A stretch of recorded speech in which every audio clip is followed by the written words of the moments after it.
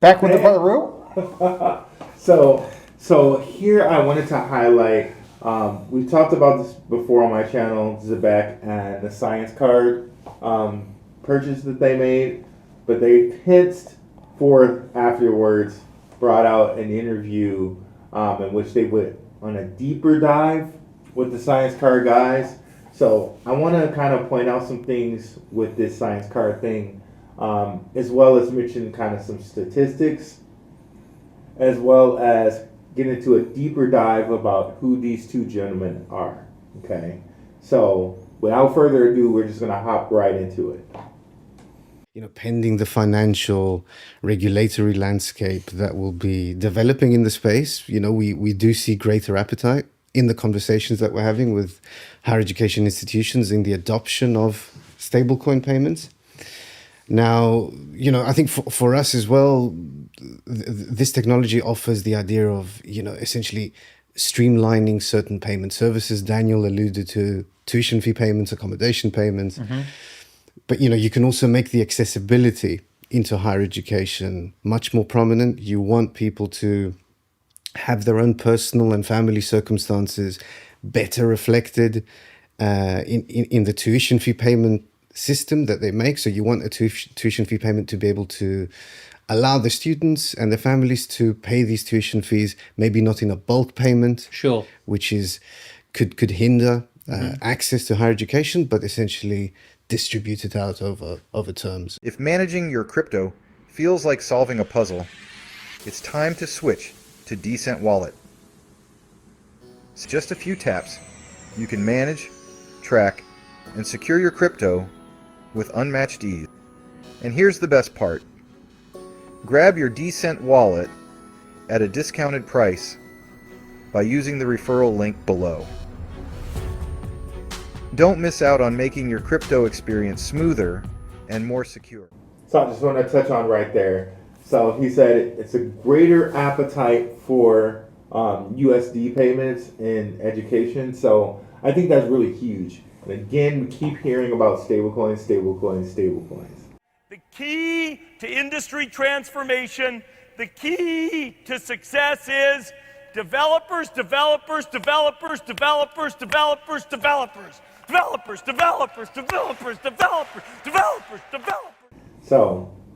I think that's really important to point out, and I'll go back just a little bit and start again. Stewardship of the Zebec ecosystem, what you're most excited about in terms of like the growth opportunity then for Science Card and also that DeSci opportunity. Yes, so there's the two things we're very excited about. The first thing is attacking the student space. Yeah. Prepaid cards with the stablecoin system, making that accessible. Then the second thing is addressing the tuition fee business and market, leveraging stablecoin as well. And then the third thing is exactly what we're talking about, helping the universities raise funding through the Zebec ecosystem, and make those science projects work. So this is very exciting, and the scalability here is just massive. Are you able to quantify? And I'm just curious, like in the UK, for example, I'm not familiar with the numbers, but in terms of like number of students, the size of this pie, so you have each year around 3 million students in the UK. Of it is around 700,000 international students. Yeah. Each year, roughly 250,000 new arrivals are coming. Wow. So the beauty of students, as from a payment business perspective, is you have every year, you have new customers coming in. So there's always a constant stream. So there's 700,000 international students, total 3 million students in the UK. Wow. And together they make a massive payment volume. Huge. Yeah, huge. It's a massive opportunity. So that's really an important part that they're pointing out there. And they mentioned with Asian students, they may transfer money to their university, or their parents might transfer money to the university. They don't know if it's cleared yet. Right? So now if you bring in something like Zebec cards, instant payments, real-time payments, it's cleared already. It's going to clear instantly. They're going to know what's going on immediately. So you got transparency there and the immediate clearing of payments for their child, right? So I think really addressing students and having students be able to use an instant payment card is huge. Students spend a lot of money, drinking. Any college student will tell you that. Drinking, partying, stuff like that. Not only with tuition, but with grant payments too. But I think the biggest thing for me is having a student have access to an instant payment card. But yeah, we'll continue on here. I checked on the stats and he's right. It's around 3 million according to Gronk. Grok. Definitely not according to Rob Gronkowski, but that's okay. We knew what Rob. We knew what Rue meant. So we're gonna get into that in a little bit here later. But he's spot on. Around 3 million students. So a lot of times we forget that Britain, is just a little island. So imagine now this is being used in America when there's tons more students, tons more exchange students. Oh man. You know what? We should probably do a separate dive on that and just even from a conservative point of view, what if they were to just do 10%, and then look into a little bit of the tokenomics, the supply, and just see how much of that sector itself would, what would be the potential? You know what I mean? That'd be really interesting. Right, because think about it, guys. Their buyback, which is part of their deflationary mechanism, is based on Zebec instant card spending. Okay, so that's really huge when you think about it, right? So I'm glad they brought up some of the numbers, and we're going to look at some of the numbers a little bit here later. And so I guess the priority then is to go out and form relationships with more of those universities and acquire more of those students as customers and users. Absolutely. I think with Zebec, this concept of having a co-branded card with all the possible, financial inclusion criteria, I think within the product that goes out to the universities helps not only attract the students, it helps attract the staff, it helps attract essentially also the university itself at some point through treasury management initiatives, which, Zebec is also big on. And then subsequently also the alumni that leave the university because, just looking at it from a, purely unit economics perspective, we're not just acquiring customers that sometimes hang on for a year or a few weeks. You have the potential of capturing that customer base over a longer period. Sure. And through, I would say, Zebec's infrastructure and reach, we're able to create that longevity in a card product that is potentially otherwise missing for the space that we're trying to approach, which is the higher education sector. Yeah. Hadn't thought of that. It's a great onboarding tool, but then these students, they go on to live long lives and prosperous lives. Right, you've been able to onboard them. That's amazing. Listen, guys, this is really fascinating. I want to congratulate you both on Thank you. Such Thank a you so great much. product built. I think it's clear why Zebec has worked with you guys to make this acquisition. They're using very kind of coded language, but to say it straight, you're getting students in the early kind of growth of their spending, and now they're going to be really sticky with their product in that they're going to be spending the Zebec card for the rest of their lives. So you're now having this 18-year-old is going to blossom into a 20-year-old, into an eventual manager, and they're going to use the Zebec card. The concept of customers for life.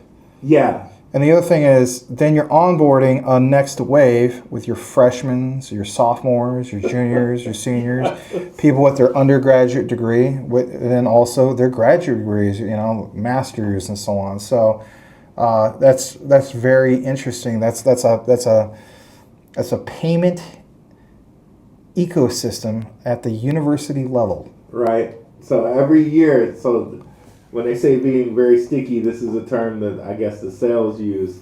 That it's really gonna be in their hands more, like it's gonna stick to them. But every year you have a fresh new crop of recruits that are gonna spend and use and pay with your card, and the possibility is that they're probably gonna use it and be a customer for life, like you said. Right, and who comes in for the harvest? Us.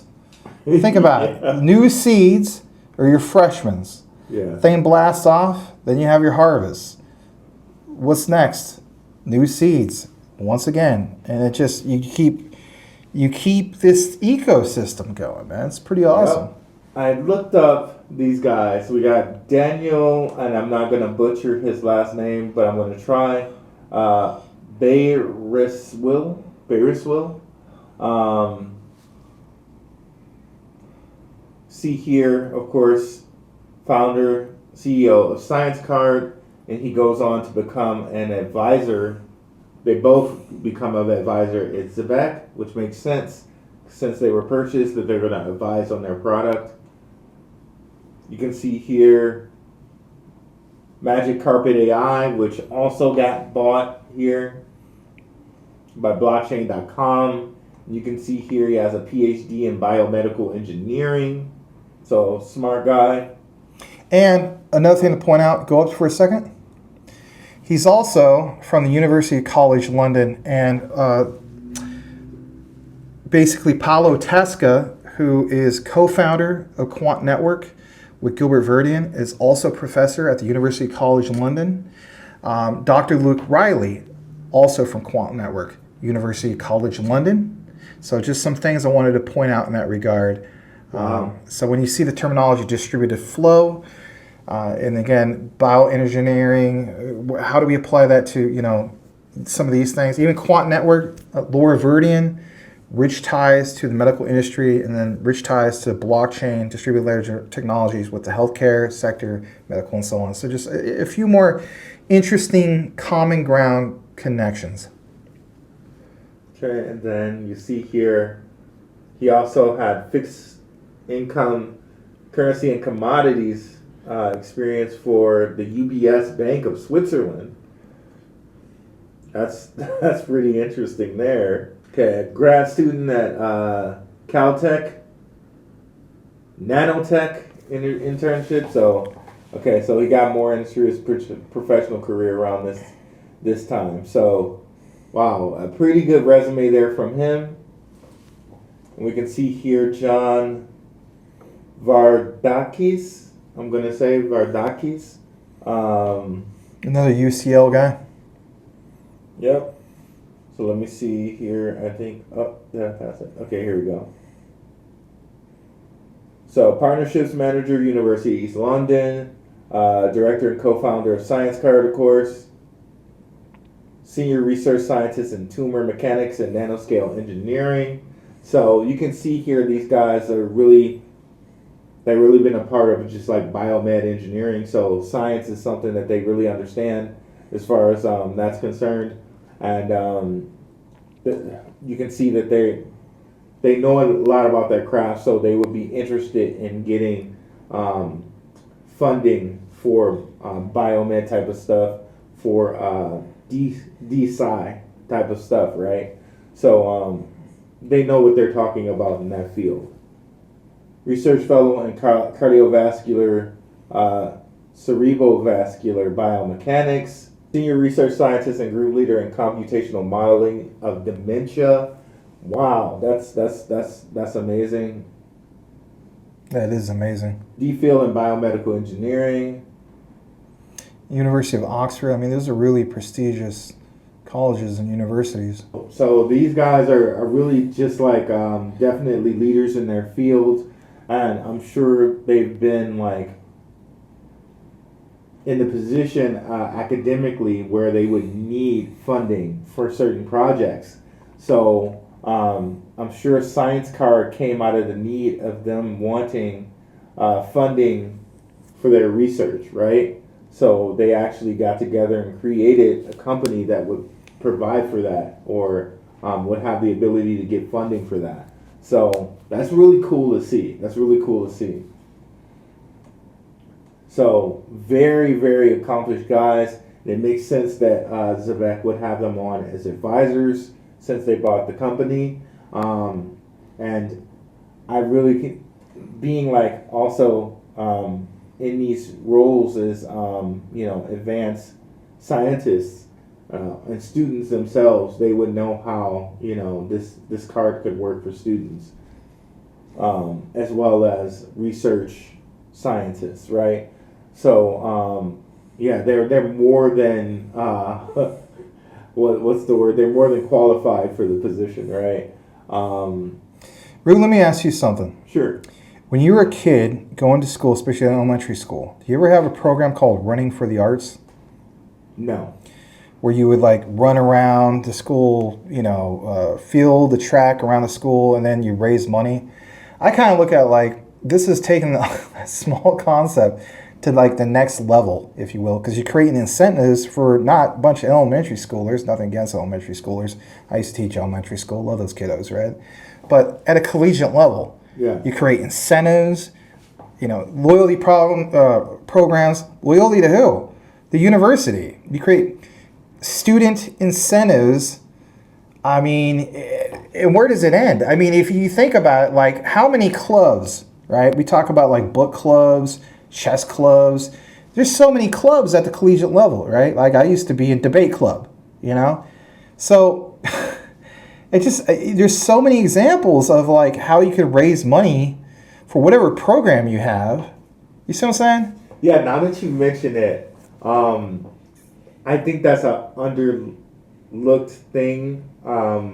They said it once, but this is a good idea for people who want funding as far as like fundraising, as far as like the alumni are concerned, and as far as like any businesses are concerned. I think it would be very easy to say to an alumnus or as far as businesses are concerned, and this is something that definitely affects people, and my heart's out to any people that this is affected. But it would be really easy to say to a donor, like, "Hey guys, like we're looking at cancer research, we're looking at dementia research, right? We're looking at research for ALS or something like that," and really have a easy flow and conduit through a Zebec card to now say, okay, well, now we can get that funding to people immediately. That's cool, man. That is super cool.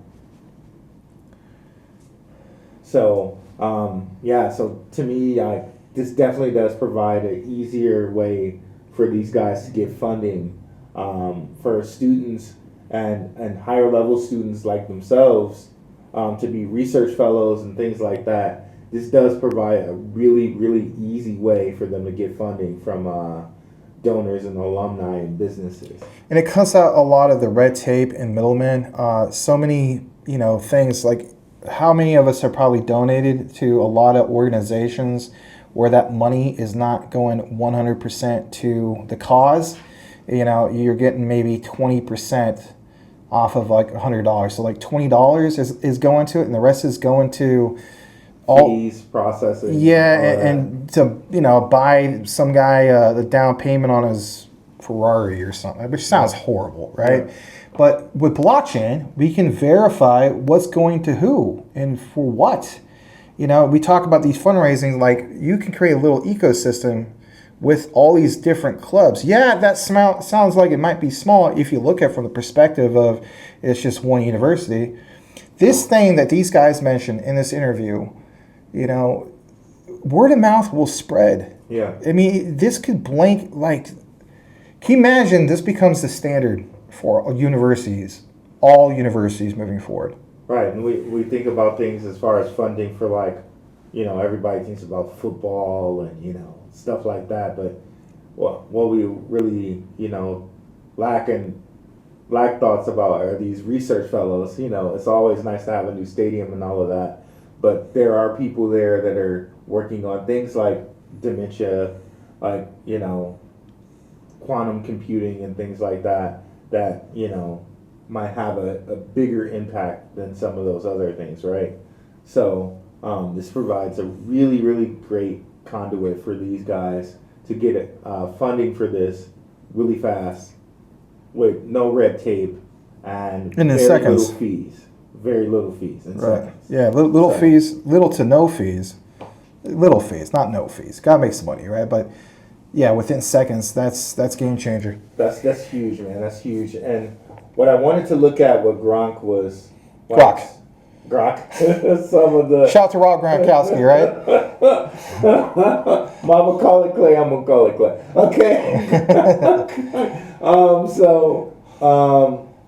So he was right in his totals, right? Comparison of student enrollment by year, it's really close to like 3 million, like 2.94 here, 2.9 here. And then I looked and saw what the average amount was that they spent per year. So it's basically something like 13K pounds, which I think would be like 17 or 18. Yeah, because pounds are worth more than dollars, right? So basically, I did the computations on that, and I think it came out to. I'm just gonna. Okay, so it came out to basically. Okay, so it's like $37.7 billion opportunity. If you take 2.9 million students and multiply that by, I just did 13K pounds, so roughly 37.7 to like 40 million or 40 billion pound opportunity. This is, of course, saying that every student had a Zebec card and every student put their total amount that they spend on the Zebec card, it would be that amount of an opportunity. So, of course, you know, not every student is going to have a card. You know, it's going to have to be adopted over time. They'll probably give it to the students that they know the most, like in the science areas and things like that. And it branches out and it branches out and it branches out. This is it's a low ball because if I go back to Rock here, I didn't include the 248. I just did 13,000. So I just did 13K.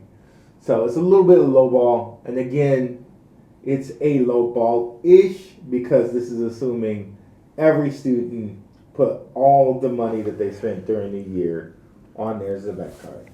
So again, real adoption takes time.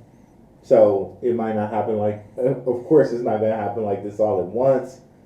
But over time and over, you know, new students every year, it could be like even way more than this over time. So I really do think this is a great opportunity, especially when you think about how sticky it is for a student, as long as they're, you know, handling their business with their Zebec card properly and they're not, you know, overdrafting it and all of this other stuff. Of course, but that's a fee and all of that. Another thing I want to point out, I'm not going to bust out my debit card, but you guys can do it. Literally look at it from this perspective. Put it into layman's terms. Bust out your debit card. Then look at something like this and literally compare the two. And in your mind, take this visual and say, like, you know, here's my Wells Fargo debit card. What can I do with this? And then just kind of like think to yourself, I can do maybe a little bit of, you know, Wells Fargo rewards. Okay, what will that percentage be? Okay, what is that tied into? All right, so then you kind of give yourself a brief list. Let's just face it. Then you look at the one from Zebec. And like, if you're a student, you're literally having that conversation with you. At least I would. And I'd be like, geez, there's this whole grocery list of all these awesome incentives. And like, no, you're not going to be like, well, I'll use a little bit on this. No, you're going to be like, I'm going to use all of it on this. And then think about how many other people will do it. If you create more reasons to, yes, exactly. Because back to the example, this represents 5 to 7 days and so, especially if the weekend comes, or what if it's the holidays? Oh, shoot, what if it's Christmas vacation? 2-week winter break, right? Give me a break. Seconds? Few days, weeks? I mean, come on, man. Just wait until the first science student says, "Bro, I get paid by the second," and they're able to do something that another student can't. They're going to get that card immediately. Just wait. Exactly. So I'm really excited about what they said there. I'm really excited. I'm really excited that Zebec gave us this interview, and I think we were talking about this once when we were talking about, it was like a quant video, and I was like, what if they use this for universities? Like the thing would be, I'm not saying that I gave them the idea, but I did think it was a great idea then, and I think it's a great idea now. So if you guys made it to the end, I need you to put science science in the end card, and we'll know that you made it all the way to the end. For my guy Max, it's Rue. We're out. Peace. Peace.